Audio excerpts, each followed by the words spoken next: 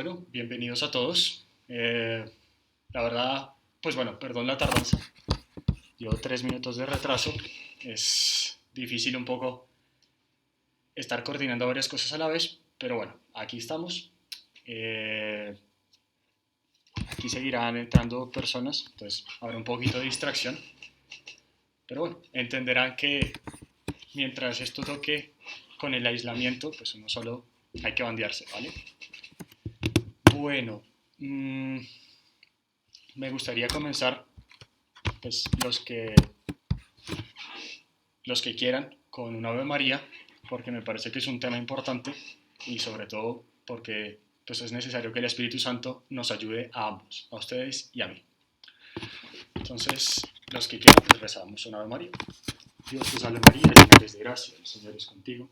Bendita tú eres entre todas las mujeres y bendito es el fruto de tu vientre, Jesús. Santa María, Madre de Dios, ruega por nosotros pecadores, ahora y en la hora de nuestra muerte. Amén. Bueno,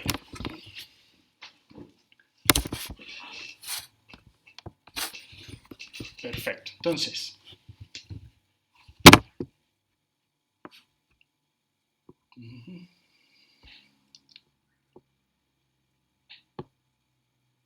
antes de dar inicio pues, a estas sesiones sobre las verdades del cristianismo, no sé si todos recibieron un correo pues, donde se explica un poco la metodología o se explica pues qué finalidad tiene estas charlas, ¿vale? No soy teólogo, ¿no? Soy administrador de empresas de la Universidad de La Sabana, me fascina la teología y pues estas sesiones pues he decidido compartirlas con amigos y con personas conocidas porque me parece que es fundamental, ¿no? Para mí, o sea, personalmente me han servido un montón, han sido un antes y un después en mi vida. Lo que vamos a ver hoy pues es la primera parte, que es Dioses rotos, ¿no? La nostalgia de lo que fuimos. Y la siguiente, para no pisarle al que va a dar la siguiente charla, que en este momento me está escuchando, entonces estará mirando a ver qué cosas le puedo adelantar y qué no, entonces prefiero no pisarle las mangueras. Será un poco la continuación de este tema, ¿no? De cómo Dios ha puesto los medios necesarios para que volvamos a lo que éramos. Y al final, la tercera charla de esta tercera, pues son 6, pero las 3 primeras las proponemos nosotros. La tercera, pues es un poco qué tenemos que hacer nosotros para corresponder a lo que Dios quiere. ¿Vale? Muy bien, entonces, a la introducción al correo que les mandé, los que lo hayan leído, pues bienaventurados, los que no, pues tranquilos que daré pues, una pequeña introducción para que tampoco estén perdidos, ¿no? Vale, entonces, el texto fundamental para estas sesiones es la Sagrada Biblia, ¿vale? La Sagrada Biblia no es un texto de historia natural, no es un texto de ciencia, es un texto que contiene, como su nombre lo indica, muchos libros, muchos textos. Pero en cada uno de los textos hay figuras literarias, es decir, hay fábulas, hay cuentos, hay historias, ¿no? Hechos reales. O sea que hay cosas que se van entretejiendo, relatos que se van entretejiendo para tener lo que Dios quiere transmitir al hombre, ¿no? Lo que Dios quiere que el hombre entienda y lo que quiere Dios formar en cada uno de nosotros, ¿vale? Es importante aclarar que pues la Biblia, como es un texto que tiene muchas figuras literarias, como es un texto que tiene muchos escritores, como es un texto que se ha escrito a lo largo de los siglos, es necesario el magisterio de la Iglesia y la tradición. Para nosotros los católicos tenemos la seguridad y la tranquilidad de que lo que está dicho en las Sagradas Escrituras y transmitido en el magisterio es palabra de Dios, ¿vale? Porque hay mucha gente santa que se ha puesto a estudiar y que ha dado con el correcto orden de las cosas y con la correcta explicación de lo que está en esos textos, ¿vale? Muy bien, entonces voy a dividir esta charla en 3 partes importantes y ya les explico por qué. La primera es el origen del universo, ¿no? ¿Por qué es importante saber que Dios es creador? Segundo, lo que éramos, la nostalgia de lo que éramos, o sea, la creación del hombre y su vocación dada por Dios. Y el tercero, la caída por el pecado original, que es lo que nos tiene hoy en donde estamos. Muy bien, entonces empecemos con el origen del universo. Para los griegos, los romanos, ¿no? Y muchas religiones, ¿no? Antes de, pues, distintas al cristianismo y que son politeístas, muchas de ellas conciben el origen del universo o que el universo ya existía, ¿no? Y que no tiene un origen exacto, o sea, existe y es dado por hecho, o, como en los griegos, el universo es resultado del caos, ¿no? Los dioses son, o sea, salen o se desarrollan por el caos, los titanes. Entonces, claro, si seguimos esa línea, el hombre no es resultado más que del caos, el azar. Esa es la postura de los griegos. Y junto a ese caos que hay, el origen del hombre es la lucha y las relaciones poco rectas de los dioses y los titanes. No me voy a profundizar, no voy a profundizar en este tema, pero si uno lee un poquito sobre mitología griega, pues se da cuenta que los dioses eran imperfectos, los titanes eran imperfectos. Estas religiones pues son o politeístas, o sea, hay muchos dioses, o enoteísmo, donde hay un dios que es más grande que los demás dioses, pero existen otros dioses, otro tipo de dioses, ¿no? Distinto en los judíos, ¿no? En el pueblo hebreo, donde solo existe un solo Dios, uno solo, una naturaleza divina, de donde todo procede, creador del cielo y de la tierra. Es monoteísmo, esto es monoteísmo, y aquí es importante que guarden este dato. O sea, yo les voy a decir qué datos tienen que ir guardando para el tema nuclear de esta charla. Entonces, el dato de ahora es monoteísmo, un solo Dios. Muy bien, pero Dios no crea con desorden, Dios crea con un orden establecido. Dios crea por amor, porque ve que las cosas, o porque ama, crea, piensa en las cosas y las hace. Y dado esto, si uno sigue la línea, el hombre es creado por amor, con orden. O sea, cada uno de ustedes y yo fuimos pensados con un objetivo especial. Fuimos pensados con un orden específico y fuimos pensados por amor. Entonces, si somos pensados por amor, eso implica que nuestra vida no es una vida al azar. O sea, nosotros tenemos un origen y el origen es Dios. Eso es fundamental para nosotros porque nos da raíces, nos da un objetivo por el que vivir, ¿no? Es como un amado, pues cuando tiene a alguien a quien amar, da la vida por esa persona. Pues Dios ha dado la vida por nosotros y nosotros encontramos nuestra felicidad dando la vida por Dios y por Dios por los demás. Pero eso es tema de otra charla.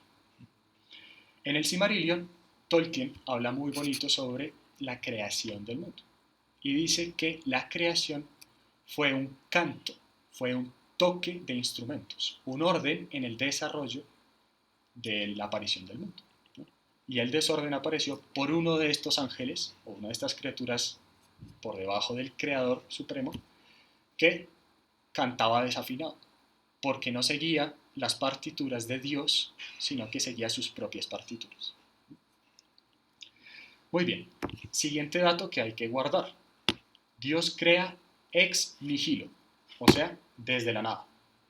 O sea, Dios no crea como transformamos nosotros los hombres, que nosotros tomamos materiales de la naturaleza y creamos cosas, instrumentos, arquitectura, etc. No, Dios crea de la nada.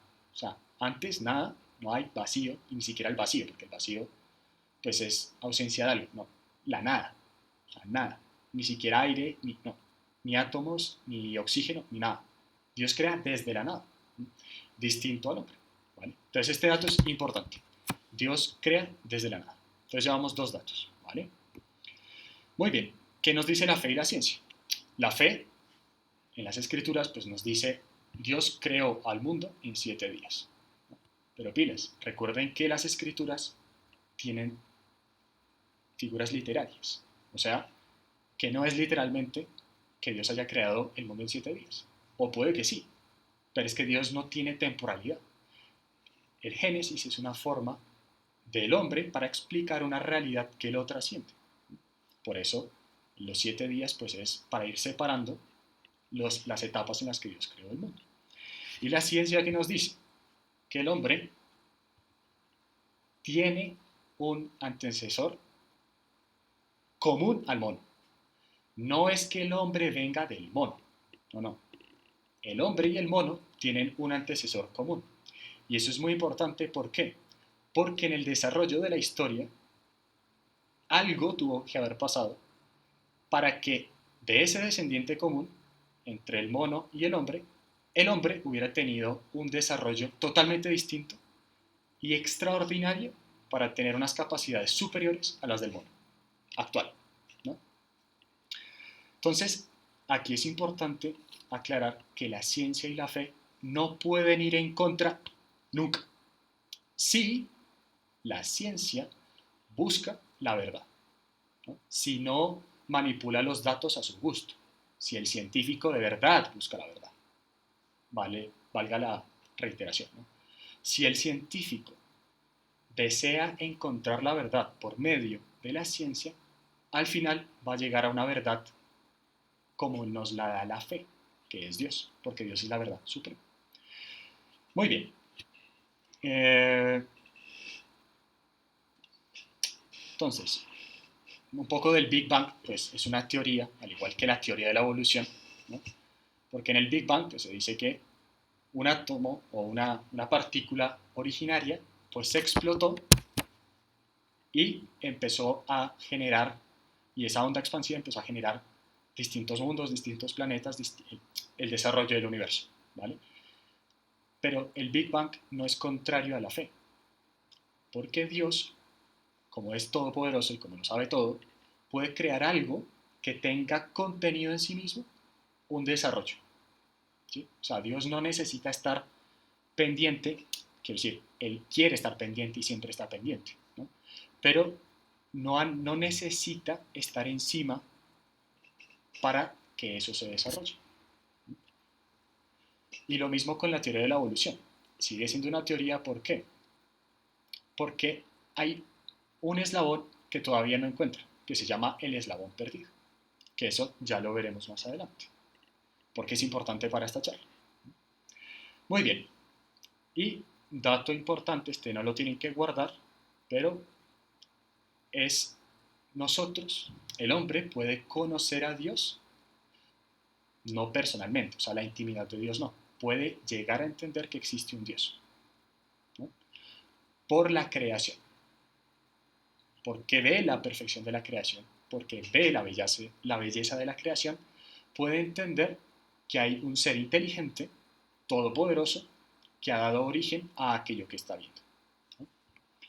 Muy bien, entonces, como conclusión de este primer apartado, importante saber que Dios es creador porque eso nos dice a nosotros los hombres que no somos fruto del caos, sino del amor.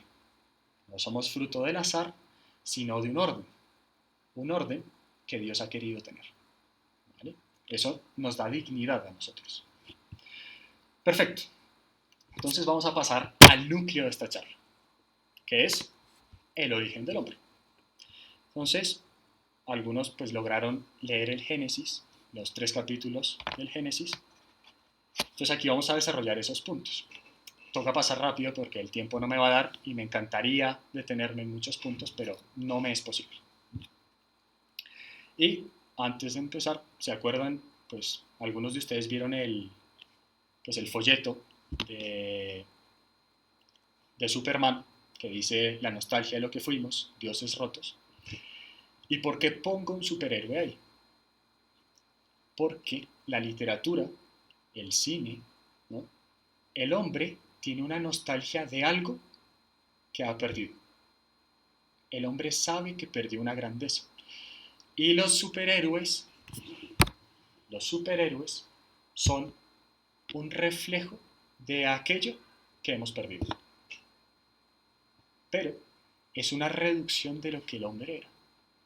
El superhéroe que tenemos actualmente, ¿sí? Que, no sé, Superman, que vuela, que tiene superpoderes, que traspasa paredes, pues es un personaje limitado por la física, solo que tiene unos poderes más allá de los humanos. Pero es que el hombre original era muy distinto, era superior. O sea, los superhéroes son una triste reducción de lo que era el hombre. Ya les explicaré esto porque tiene su fundamento teológico, ¿no? Y porque muchos santos, bueno, San Agustín por ejemplo, o Santo Tomás, pues le pegaron donde era. Solo que ellos no sabían lo que eran los superhéroes, sabían lo que eran los dioses, pero pues los dioses griegos, ¿no? Pero pues a mí me sirve un poco explicar eso, que los superhéroes para nosotros pues son poca cosa comparado con lo que éramos. Muy bien, entonces recuerden el eslabón perdido, ¿no? Esto es importante. Dice el Génesis, ¿no? Entonces Yahvé Dios formó al hombre del polvo del suelo. O sea, después de que Dios creó los astros, creó la tierra, creó los animales acuáticos, después los terrestres, Dios se dijo a sí mismo. Aquí hay un vestigio de la Santísima Trinidad, pero no me voy a detener en esto. Dice, hagamos al hombre a imagen y semejanza. A nuestra imagen y semejanza. Pero entonces Dios coge polvo del suelo. Recuerden que la Biblia no es literal.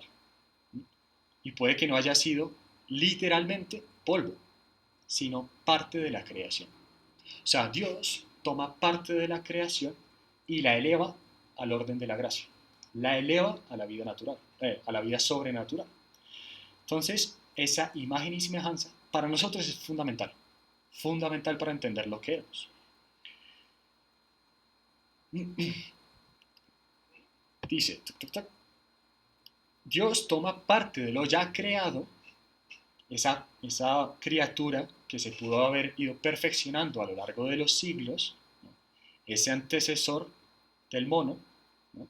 O ese antecesor nuestro, que tiene un antecesor en el mono, ese descendiente pudo haber sido tomado por Dios como parte de la creación, como polvo del suelo, y elevado a la vida de la gracia, elevado a la imagen y semejanza de Dios. ¿Cómo? Con el siguiente punto del Génesis. E insufló en sus narices aliento de vida, y resultó el hombre un ser viviente. Entonces, ¿cómo así? Los animales no son seres vivientes y el hombre sí es un ser viviente. Es que son vidas distintas. El animal es un ser viviente en la creación. El hombre fue tomado de la creación, elevado a la vida divina, a la vida de la gracia, a la semejanza con Dios. Entonces, claro, ya empezamos nosotros a darnos cuenta, y aquí viene el por qué somos distintos a los animales. ¿Sí? Porque el hombre fue elevado a un orden mucho más allá de la naturaleza, fuera de las leyes de la física, a la gracia divina, a la vida de Dios. Esto es importante por lo que vamos a decir más adelante. Entonces, sigue el Génesis. Dice Dios al hombre, sed fecundos y multiplicaos, y henchid la tierra y sometedla, mandad. Entonces, claro, si leemos sometedla en términos humanos y no en términos divinos, se complica la cosa, ¿no? Porque el hombre actualmente entiende someter como opresión. A veces en traducciones de la Biblia se usa no el sometedla, sino dominadla. Cuando nosotros dominamos un arte, significa que conocemos de ese arte. Significa que tenemos la capacidad de ir más allá de lo que otra persona ha ido. O sea, conocemos esa realidad profundamente. dominamos un arte, dominamos una ciencia. Lo que Dios nos pide es que dominemos la naturaleza, dominemos la creación. Esto es fundamental, ¿por qué? Porque no es dominar la naturaleza como el hombre cree que debería dominarla, sino según su origen, que es dominar la naturaleza según la semejanza con Dios. O sea, el hombre, por vocación divina, debe perfeccionar el mundo como Dios lo perfeccionaría si tuviera esa tarea. Vamos profundizando en el tema. ¿Por qué? Porque no es un sometimiento de explotación, sino de cuidado. No es un sometimiento para imperfeccionar la naturaleza, sino al contrario, para perfeccionarla, para llevarla a sus niveles máximos, para hacerla cada vez más bella, porque somos imágenes y semejanza de Dios. Este tema lo voy a reiterar mucho. Yo sé que es bastante molesto que lo siga diciendo, pero es importante, ¿no? Es importante el que seamos imagen y semejanza de Dios. Y este es el núcleo fundamental de la grandeza del hombre. Dios, ojo, ojo, esto aquí lo tengo en palabras doradas, o sea, esto es lo importante, ¿vale? Dios hizo al hombre como su representante ante la creación entera. En la antigüedad, el representante del rey tenía los poderes que el rey le otorgaba. O sea, cuando un representante del rey iba a una ciudad, era como si el rey mismo estuviera ahí, porque tenía los mismos poderes. ¿Qué pasa? Que Dios nos dio a nosotros la tarea de ser representantes de Él en la tierra.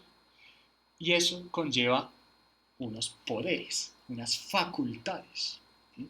Recuerdan que Dios nos sacó de la creación y nos elevó a la gracia, a la vida divina.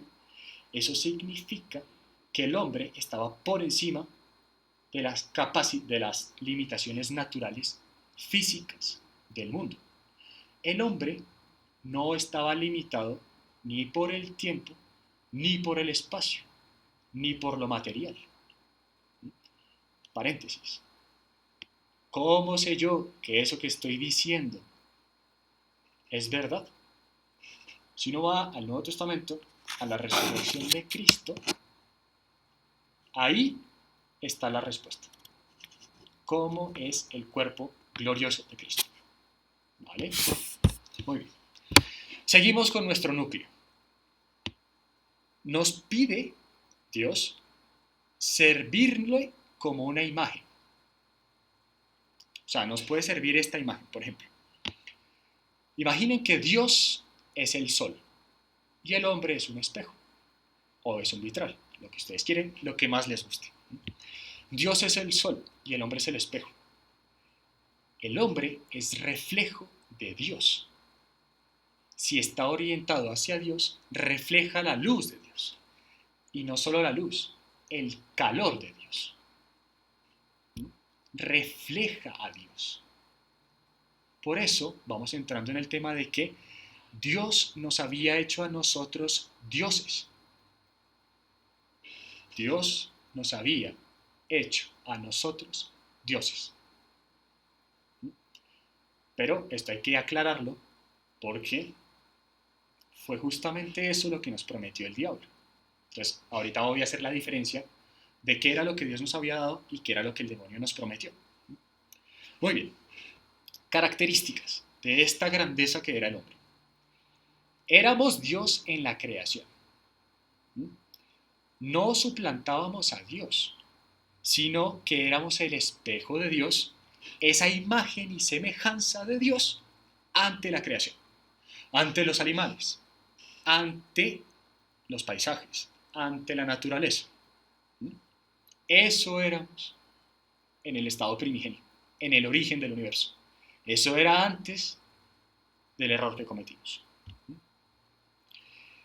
Éramos, bueno, aún lo seguimos siendo, pero estamos fracturados, ya les explico. Éramos un recipiente de la vida divina. Conteníamos a Dios, la vida divina en nosotros, porque Dios nos hizo imagen y semejanza suya. Conteníamos a Dios en nosotros. Éramos contenedores de Dios. porque insufló en nuestras narices el aliento de vida. Ese aliento de vida, ¿no?, en los textos originales, también se puede traducir como espíritu de vida, o sea, al Espíritu Santo. Teníamos en nosotros al Espíritu Santo. Teníamos a Dios en nosotros, pero no estábamos quebrados. De esto, que éramos Dios en la creación, se deriva lo siguiente. La realidad material nos estaba sometida. O sea, estábamos fuera de los límites naturales, pero no para oprimirlos, sino, recuerden, para perfeccionarlos, para llevarlos a la máxima grandeza posible. Segundo, la perfección, el perfeccionamiento de lo creado era nuestra tarea y era una tarea dada por Dios. Traducido en términos actuales, ¿no?, términos de ciencia, la tarea del hombre era evolucionar la creación. La evolución, el perfeccionamiento de las criaturas estaba a nuestro cargo. El perfeccionamiento y desarrollo de nuevas realidades era nuestra tarea. Nuestra, muchachos, chicas, nuestra. Llevar la perfección, la belleza de Dios a la creación era nuestra tarea. ¿Mm? O sea, podríamos decir que si nos imaginábamos un animal, ¿no?, y contaba con el orden, con la perfección que Dios había dado a la creación, podíamos generarlo. Porque teníamos la gracia de Dios, porque éramos dioses. Claro, lo voy a aclarar más adelante, pero hay que hacer aquí el acote. No hacíamos las cosas lejos de Dios, sino en comunión con Dios. ¿Sí? Como cuando un arquitecto le propone a una persona rica sacar un proyecto adelante, pues eso era el hombre con Dios. Le proponía un proyecto para sacar adelante y Dios daba los dones, la perfección y se metía en el proyecto con el hombre. Tercero, podíamos crear criaturas, especies, mundos. Éramos co-creadores con Dios. Y aquí recuerden el dato que les había dado de que Dios crea desde la nada, pues el hombre no es que cree desde la nada, es que el hombre crea desde algo que ya existe y lo va perfeccionando. Entonces imagínense si alguno de ustedes tenía un proyecto o tenía la imagen de algún mundo perfecto o de alguna realidad que les gustaría crear, les hubiera gustado crear, pues ese proyecto presentado a Dios podría justamente generar nuevos materiales, nuevas realidades, porque el hombre no hacía las cosas lejos de Dios, sino junto a Dios, con Dios. Y un reflejo de lo que les digo es lo que nos rodea. Edificios. Si hoy, actualmente, después de haber cometido el pecado original, de estar quebrados por dentro, creamos edificios, creamos ciudades, esculturas, pinturas, obras de ingeniería, música. O sea, toda esa realidad que es bella, que es buena, en la que vivimos, si eso lo hacemos estando limitados por la física y por la naturaleza, ¿qué no haremos cuando no dependamos de la naturaleza, sino de la gracia de Dios? Cuando co-creemos con Dios. Eso es importante que lo tengamos claro, porque eso era el estado original del hombre. Muy bien. Una imagen que nos puede servir para entender también esto es, imagínense que Dios es el mar en toda su extensión, y el hombre es un recipiente. Entonces hay recipientes, pues infinidad y muchísimos recipientes. Hay recipientes en formas de piscina, hay recipientes en formas de copa, y dentro de las copas, pues hay muchas formas de copas. Hay vasos, botellas, contenedores gigantes, lo que quieran. Pues cada uno de nosotros tiene una forma distinta. Lo que hay que dejar, o lo que era en ese momento, era esa agua del mar, que es Dios, se contiene en cada uno de nosotros. Y contenidos dábamos una tonalidad distinta, cada uno, cada uno según sus perfecciones, según sus capacidades y según sus elecciones y sus gustos, a la naturaleza divina. Por ejemplo, o otro ejemplo, también les puede servir bastante. Imagínense vitrales, los vitrales de una iglesia, ¿no?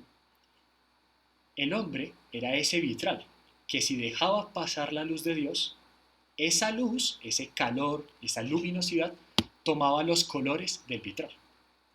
O sea, cada uno de nosotros éramos un vitral de la luz de Dios.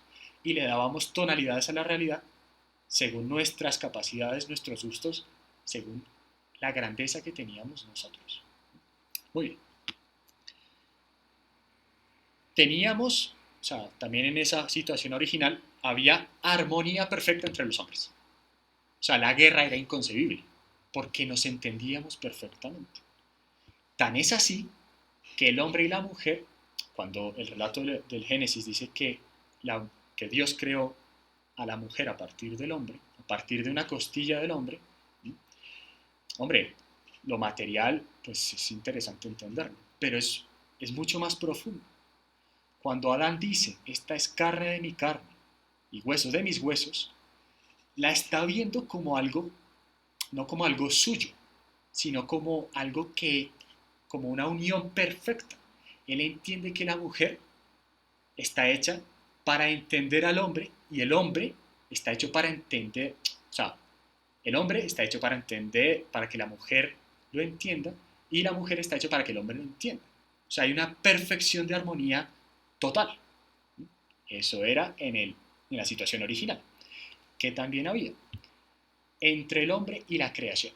Porque el hombre, por ser representante de Dios ante la creación, dominaba la creación y estaba a su cargo el orden, la perfección, la naturaleza, la belleza. Y el más importante de todos, el hombre tenía una relación íntima con Dios perfecta. Más perfecta que la relación que él tenía consigo mismo. O sea, el hombre era amigo íntimo de Dios. Íntimo, ¿sí? Íntimo. Bueno, esta es la condición original. Los superhéroes, muchachos, chicas, se nos quedan en pañales a lo que era el hombre en su estado original, en el proyecto original que tenía Dios con nosotros. Viene entonces el desenlace de esta historia, el pecado original. Bueno, más que desenlace es el rollo tremendo que se armó después del pecado original, que tiene como subtítulo la ruptura del espejo, la ruptura del vitral, que eso no somos nosotros. Entonces dice así el capítulo 3 del Génesis, perdón, debí haber tenido esto preparado, así, aquí está. El capítulo 3 del Génesis, del versículo 1 al 5. Dice así: la serpiente era el más astuto de todos los animales del campo que Yahvé Dios había hecho.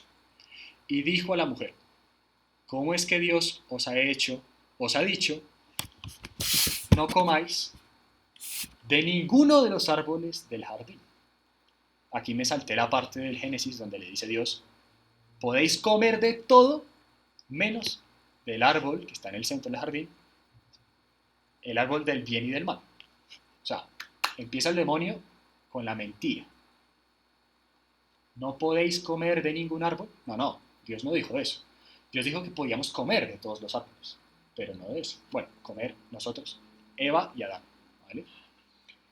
Respondió la mujer: podemos comer del fruto de los árboles del jardín, mas del fruto del árbol que está en medio del jardín, ha dicho Dios, no comáis de él, ni lo toquéis, so pena de muerte. Replicó la serpiente a la mujer: de ninguna manera moriréis. Es que Dios sabe muy bien que el día en que comiereis de él, se os abrirán los ojos y seréis como dioses. Dirás, seréis como dioses, conocedores del bien y del mal. Vamos a desentrañar un poquito esto. Se os abrirán los ojos y seréis como dioses. Momento. Según lo que yo les estoy diciendo, ¿sí? ¿El diablo tenía razón? No, no tenía razón. Ya les explico por qué. El diablo hace lo siguiente. Primero, hace que el hombre desconfíe de Dios y en su palabra. No podéis comer de todos los árboles. Es mentira, no moriréis. Es como si Dios escondiera algo. ¿Por qué no podemos comer del árbol del la verdad? ¿Por qué Adán y Eva no podían comer del árbol de la verdad y del bien y del mal? Dios, ¿qué tiene que esconder? Empieza el demonio a sembrar la desconfianza en Dios. Segundo, le quita al hombre su condición de espejo de Dios. ¿Y cómo lo hace? Despojándolo de sí mismo, le dice que el seréis como dioses es algo que Adán y Eva no tenían, sino que estaba externo a ellos. Que tenían que cometer una acción para ser como dioses. O sea, le quita al hombre y a la mujer su condición inicial. Les dice, ustedes no son, o sea, ustedes no son dioses, ustedes no son nada. Rompe al hombre, hombre, es una tentación. O sea, hasta ahí no hay ruptura ninguna. Solo que el demonio empieza a calentar motores. Primero, desconfianza en Dios. Después, le dice al hombre, tú no eres nada. Dios no te ha dado nada. Tienes que hacer algo para llegar a esa divinidad que te gustaría tener. Tercero, le dice que pueden ser como dioses, cosa que ya eran, pero sin dependencia de Dios. Y aquí está el peligro. Por eso, Adán y Eva seguramente cayeron, porque querían ser como dioses sin depender de Dios. Querían ser reflejo del sol sin el sol. Querían ser luminosidad con distintos colores sin la luz del sol. Querían ser contenedores del mar sin agua de mar, para ponerlo en términos analógicos. Aquí, bueno, aquí les queda la tarea, ¿no?, de por qué Lucifer es Lucifer. Bueno, porque el diablo, el más grande de todos los ángeles creados por Dios, terminó siendo Lucifer. Eso puede ser tema de otra charla, pero aquí nos vamos a limitar a eso. Lucifer quería que el hombre cometiera el mismo pecado que cometió contra Dios. Tratar de ser Dios para sí mismo. Alejarse de Dios para ser el Dios. Y es lo que el diablo le propone al hombre, de una forma no tan fácil de percibir. Aquí lo que el diablo busca es separar al hombre de Dios y que busquen ser dioses sin intención de Dios, que busquen la divinidad, que busquen la grandeza, alejados de Dios. Muy bien. Y el diablo logra dos cosas generales, en general. Ahorita explicaré 4 rupturas importantes. Pero el diablo logra, porque el hombre y la mujer cometen el pecado, ¿no?, de desobedecer a Dios. Logra dos cosas. La primera, los rompe, los destroza. Y la segunda, los aleja de Dios, los aleja de la luz. Eso es lo que logra el diablo con esa tentación. Ojo, tentación. El hombre puso su voluntad en seguir eso que el diablo le proponía. ¿Qué pasa si se rompe un vidrio en miles de pedazos y se aleja de la luz? Seguirá reflejando la imagen con la misma perfección. Si se aleja de la luz, ¿qué va a reflejar? Pues eso pasó con nosotros. Rota la imagen, alejados de la confianza de Dios. Vienen entonces las 4 rupturas concretas en el hombre, que hoy día sufrimos y que es tarea de nosotros reparar, ¿no? Dice el Génesis 3, dice el Génesis capítulo 3 del versículo 19, del versículo 9 al 19. Dice así: Yahvé Dios llamó al hombre y le dijo, ¿dónde estás? O sea, aquí parece haber algo, porque el hombre ha perdido esa relación con Dios. Y le pregunta a Dios, ¿dónde estás? Podríamos desarrollarlo. ¿Dónde estás, hijo mío? ¿Dónde estás, amigo de mi alma? ¿Dónde te encuentras, amado mío? ¿Podría muy bien decir Dios eso? Y contestó, te oí andar por el jardín y tuve miedo, porque estoy desnudo. Por eso me escondí. Miras, ya vamos a desentrañar esto, pero por ahora voy a leerlo.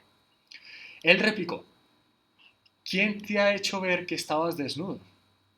¿Has comido acaso del árbol del que te prohibí comer? Empieza. O sea, ese fue el inicio de una serie de hechos tristes y desafortunados. Replicó, dijo el hombre, la mujer que me diste por compañera me dio del árbol y comí. Dijo pues Yahvé, Dios a la mujer, ¿por qué lo has hecho? Y contestó la mujer, la serpiente me sedujo y comí. Adán le echa la culpa a Eva y Eva a la serpiente. Entonces va Dios a la serpiente. Entonces Yahvé Dios dijo a la serpiente, por haber hecho esto, maldita seas entre todas las bestias y entre todos los animales del campo. Sobre tu vientre caminarás y polvo comerás todos los días de tu vida. Enemistad pondré entre ti y la mujer, entre tu linaje y el suyo. Él te pisará la cabeza mientras acechas con tu calcañar, mientras acechas tú su calcañar. A la mujer le dijo, entonces empieza aquí los resultados de los acontecimientos. Tantas haré tus fatigas cuantos sean tus embarazos. Con dolor parirás los hijos. Hacia tu marido irá tu apetencia y él te dominará. O sea, hay aquí un desequilibrio monumental, ¿no? El hombre dominando a la mujer. Si son iguales, ¿pero por qué? Bueno.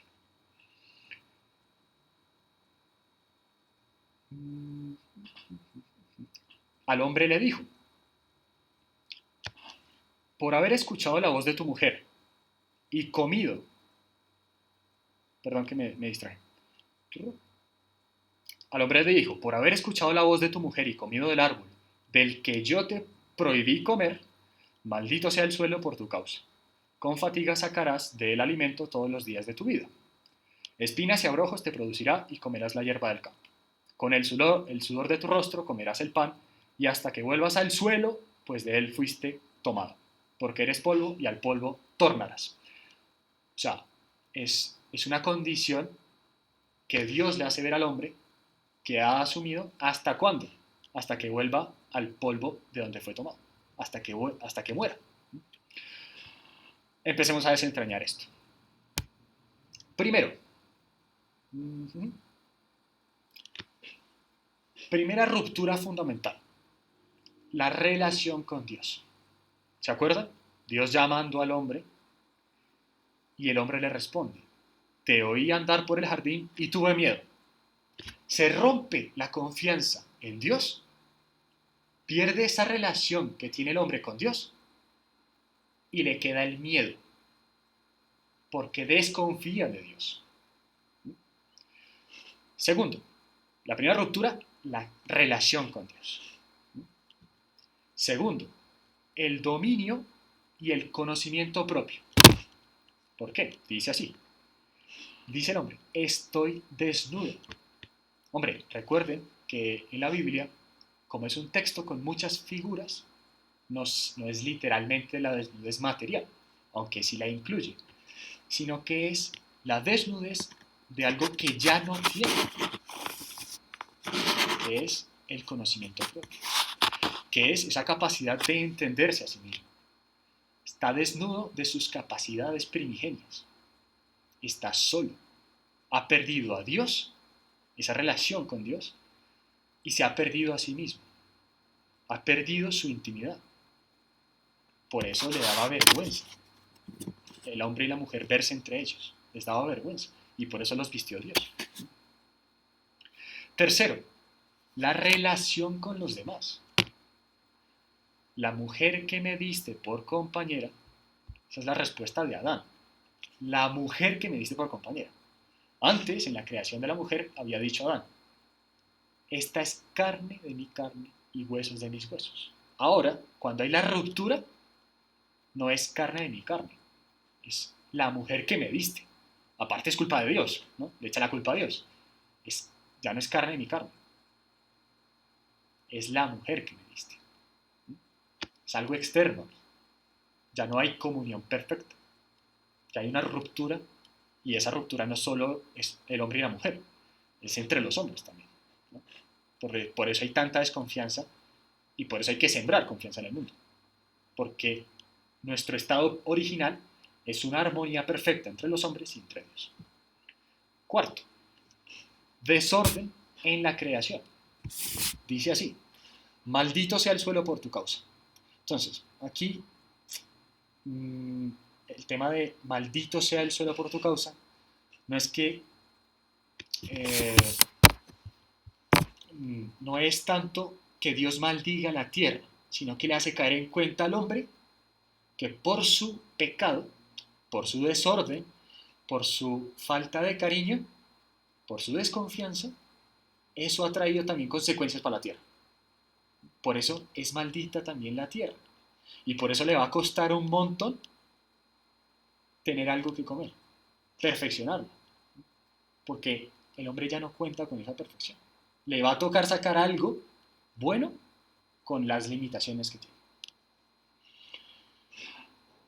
Entonces, desde ese momento, la creación también ha entrado en desorden, ¿no? Entonces, eh, así como para que lo entendamos, los tsunamis, los terremotos, el caos natural es un reflejo y un recuerdo de que el hombre debía ser quien dominara la naturaleza, quien la ordenara, quien le devolviera ese estado de perfección. No estando el hombre, la naturaleza queda pues a lo que ella misma y con sus leyes puede ser. Muy bien, entonces viene la pregunta fundamental. Momento, Miguel, pero ¿cómo así? Quien cometió el pecado fue Adán y Eva. ¿Por qué nosotros tenemos que cargar con eso?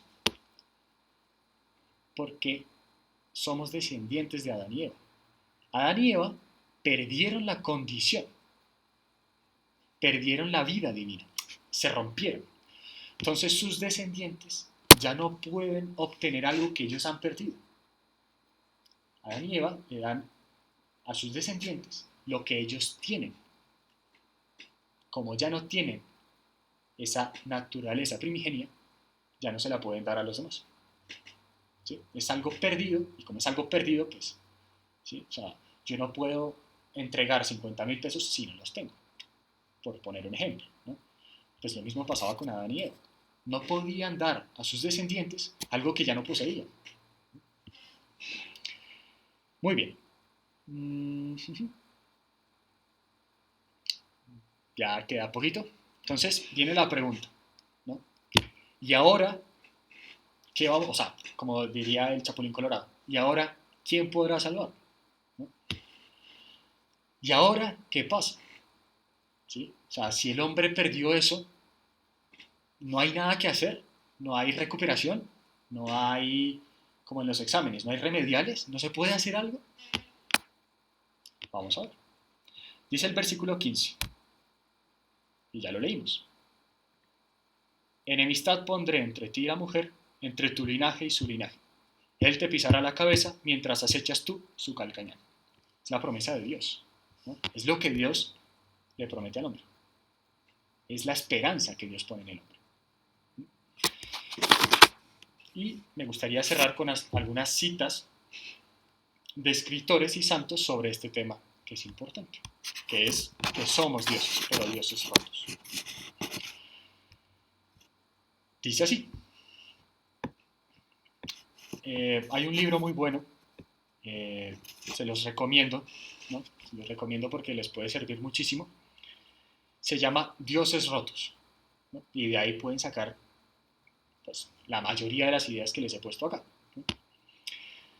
Entonces, en este libro dice el autor, bueno, más que dice el autor, pone el autor y cita distintos autores. Entonces, primera cita. Los cristianos los cristianos hablamos a menudo de salvarnos, la salvación. Y la verdad es que más que de algo, salvarnos de algo, del mal, del pecado, somos salvados para algo, para hacernos divinos. ¿Sí? No escapamos del pecado, no. Es que Dios nos quiere recuperar para volvernos a ese estado divino. Sí, los teólogos emplean términos como deificación, filiación divina, que eso lo escuchamos mucho, teosis, que es ser, ¿no? O sea, dioses, y como he mencionado antes, divinización, para referirse a ese extraordinario plan de Dios de convertir en dioses a los que Él ama y a los que le aman. Sigo. Dice San Pedro, ojo, esto es en las cartas, ¿no?, de San Pedro. San Pedro afirma que por medio de la obra salvífica de Cristo nos hacemos partícipes de la naturaleza divina. Participamos de esa naturaleza. C.S. Lewis no es católico, no fue católico, pero fue un gran cristiano, ¿no? Un escritor espectacular. O sea, los que no hayan leído sus libros, pues hay muchos recomendados. No solo escribió Narnia, ¿no? Hay muchos libros muy buenos. Dice, en la Biblia, Dios dijo que éramos dioses. Y es verdad. O sea, es una de las formas en las que Jesús le responde a los fariseos. ¿Cómo así que en las escrituras, en el Salmo dice que sois dioses? Entonces, Dios dijo que éramos dioses y va a llevar a cabo sus palabras. ¿Por qué lo dijo? Si le dejamos, convertirá al más débil y sucio de nosotros en un dios o una diosa, en criaturas luminosas, radiantes, inmortales, latiendo en todo su ser con una energía, un gozo, un amor y una sabiduría tales que devuelvan a Dios la imagen perfecta de su poder, deleite y bondad infinitos que estaban en el hombre. San Atanasio, porque el Hijo de Dios se hizo hombre para hacernos Dios. Cristo se hizo hombre para que nosotros fuéramos Dios. Santo Tomás de Aquino, está recogido en el Catecismo. El Hijo unigénito de Dios, queriendo hacernos partícipes de su divinidad, asumió nuestra naturaleza. O sea, vino a recuperar nuestra naturaleza, habiéndose hecho hombre, para que los hombres nos hiciéramos dioses. Y termino con una cita de San Agustín. Si se nos ha hecho hijos de Dios, también se nos ha dado la categoría de dioses. Y de aquí en adelante, ¿qué? ¿Cómo vamos a recuperar esa condición? ¿Qué planes hay? ¿Cuál es cuál es el paso a paso para seguir? ¿Qué debo hacer? ¿Cómo debo ayudar a los demás? Pues eso lo veremos en las siguientes sesiones. Muy bien, entonces abrimos preguntas. Si alguno tiene preguntas, por favor, por el chat puede preguntar o puede levantar la mano. Es que no sé aquí en Meets. No, la pregunta puede ser en el chat y lo que les digo. Trataré de responder de lo que he leído, de lo que he conocido, de lo que he estudiado, y si no lo logro responder, pues me la llevo y se las respondo, ¿vale? Entonces abrimos preguntas si alguno tiene preguntas.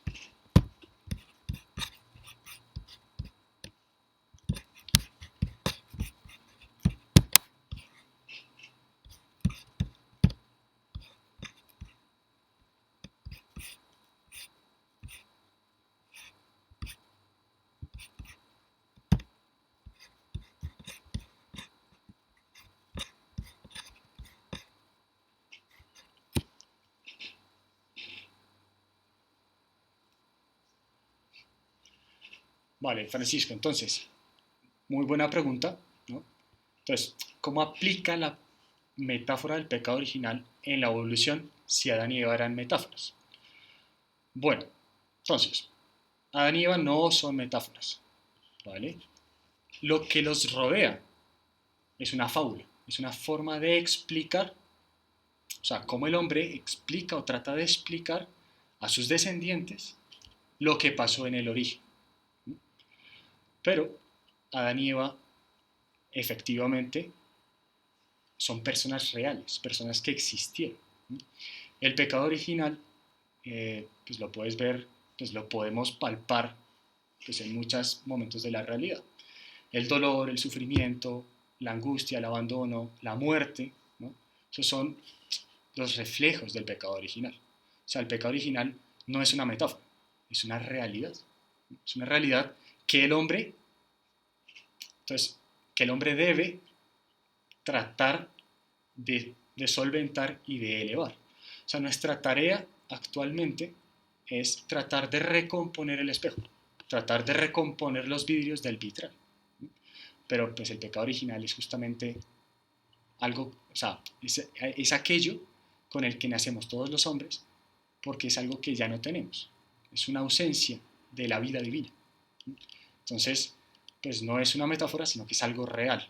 Solo que lo que es metafórico es lo que circunda y cómo se explica la realidad. Pero la realidad es, Adán y Eva existieron, Dios los amaba infinitamente, el demonio tentó a Adán y Eva, eso es el núcleo que no cambia. Lo que cambia, o lo que es metafórico, es lo que redondea el núcleo, lo que, las arandelas, lo bonito, ¿no? Porque, a ver, un poco para que quede claro, es los escritos sagrados no empezaron como escritos, sino que son tradición, o sea, tradición oral. Y cuando uno dice cosas y el otro escucha, pues eh, hay muchas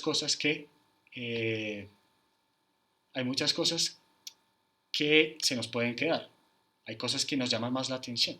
Entonces, los escritores sagrados son personas que han hecho eso, escribir, pero 700, 500 o miles de años después, ¿no? Pero claro, como lo han escuchado y lo han tenido de oídas, pues lo ponen por escrito. El núcleo, la idea central. Pero la idea central del Génesis es un Dios creador del cielo y de la tierra que creó a Adán y Eva, hombres, hombre y mujer reales, que fueron tentados por el diablo para que se alejaran de Dios, perdieran su comunión con Dios y de esa tentación el hombre perdió la intimidad con Dios, se quebró. Ese es el pecado original. Estamos quebrados, ¿no? Entonces, la gracia pues nos eleva, ¿no? Nos ayuda a salir adelante. Bueno, sigue la siguiente pregunta. ¿El Génesis solo está en la Biblia? ¿Es una metáfora de nosotros los católicos o en las otras religiones también existe? Entonces, el Génesis, entonces, el Antiguo Testamento que tenemos en la Biblia no proviene de los católicos. O sea, los católicos asumimos la tradición y los escritos de los judíos, del pueblo hebreo, ¿no? Entonces, somos dos que tenemos el Génesis. O sea, el pueblo judío, los hebreos, pues tienen desde el Génesis hasta los libros históricos, hasta antes de Cristo, ¿no? Ese es bueno, está el Pentateuco, está la ley de Dios, ¿no? La Torá. Entonces, esos son los libros que tiene el pueblo hebreo. Nosotros asumimos esos libros, más unos otros que son de aquella época, y el Nuevo Testamento, ¿vale? Esos son los nuestros.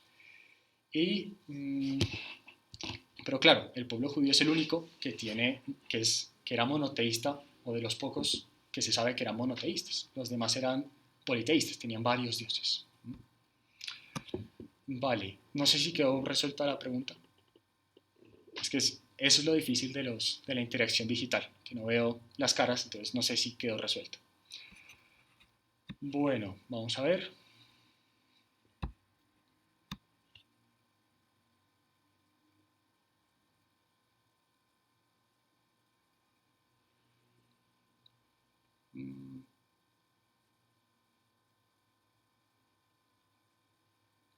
Vale, perfecto.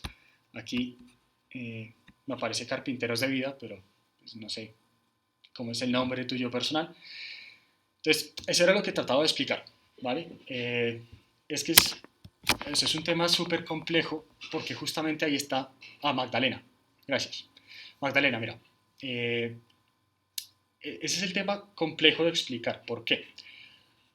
Que es cómo es posible que yo diga que somos dioses y que justamente la tentación haya sido que el diablo nos diga que podemos ser o podemos ser dioses o llegar a ser dioses. Es que el problema está en cómo se acerca Dios a ese proyecto de divinidad, ¿no?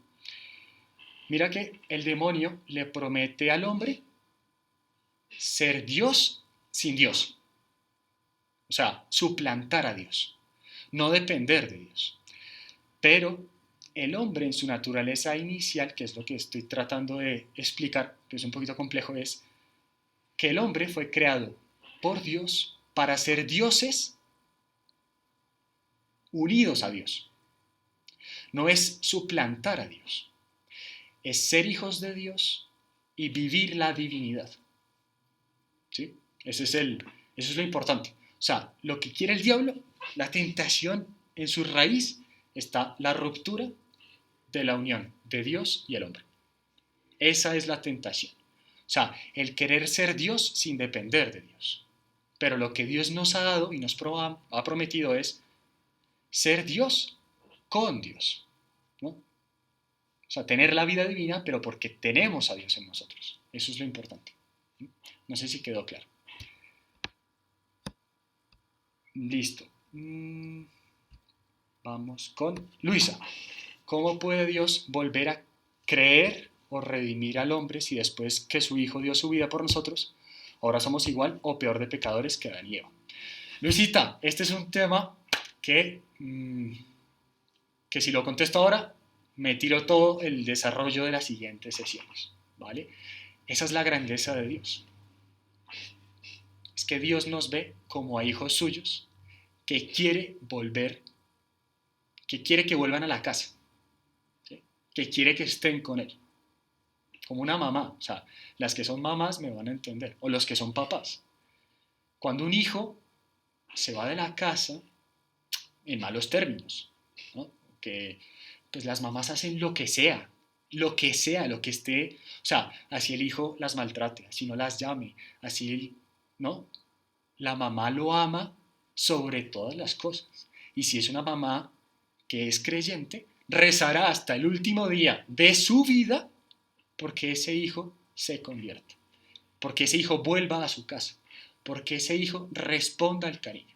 Pueden pasar miles de años, pero la mamá sigue amando a ese hijo infinitamente. Estoy hablando de una criatura, estoy hablando de una mamá.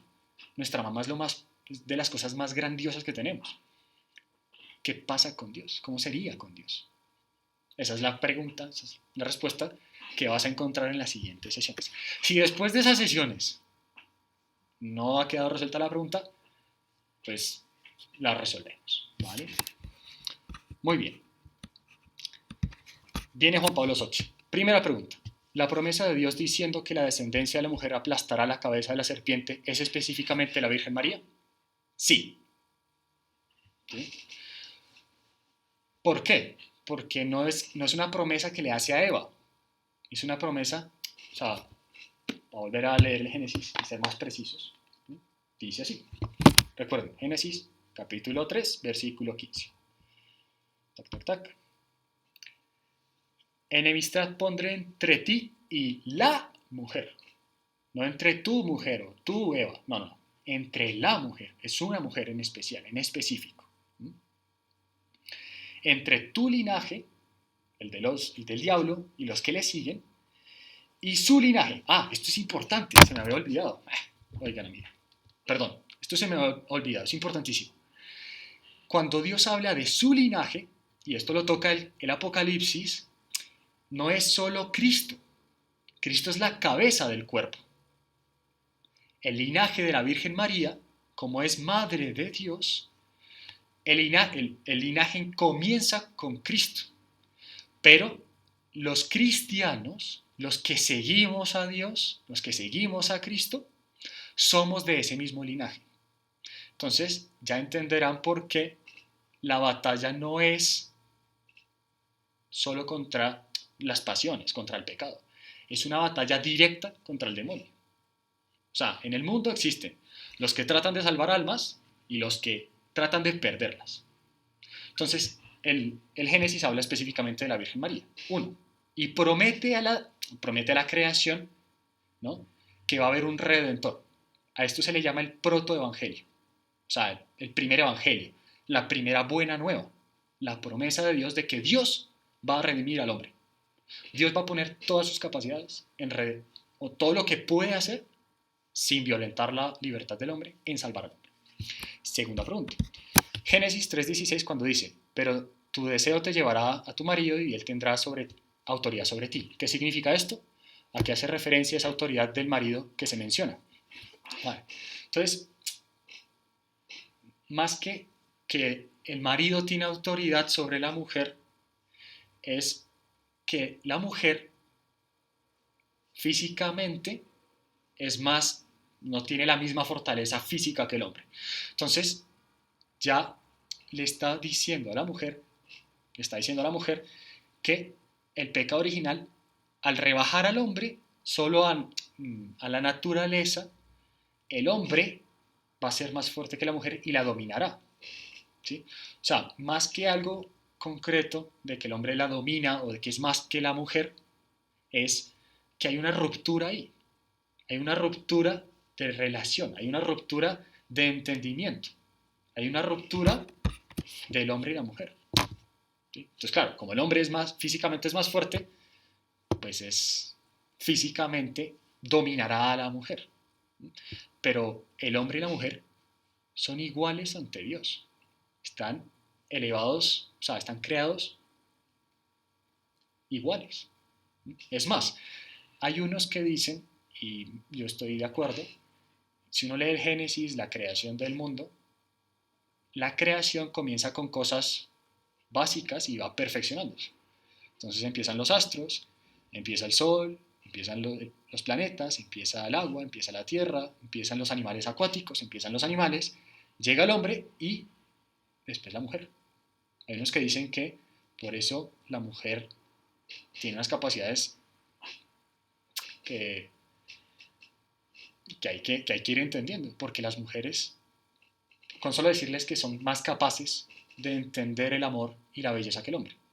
Yo no digo que el hombre no, pero tienen algo distinto, o el sexto sentido, ¿no? Algunos le llaman sexto sentido, bueno, sexto sentido, pero que no es que Dios rebaje a la mujer, es que por esa caída que han tenido, han perdido esa capacidad de entenderse. Entonces, ante un desorden, pues el que va a dominar es el que más fuerza tenga. Bueno, muchísimas gracias por escucharme. Yo creo que me pasé.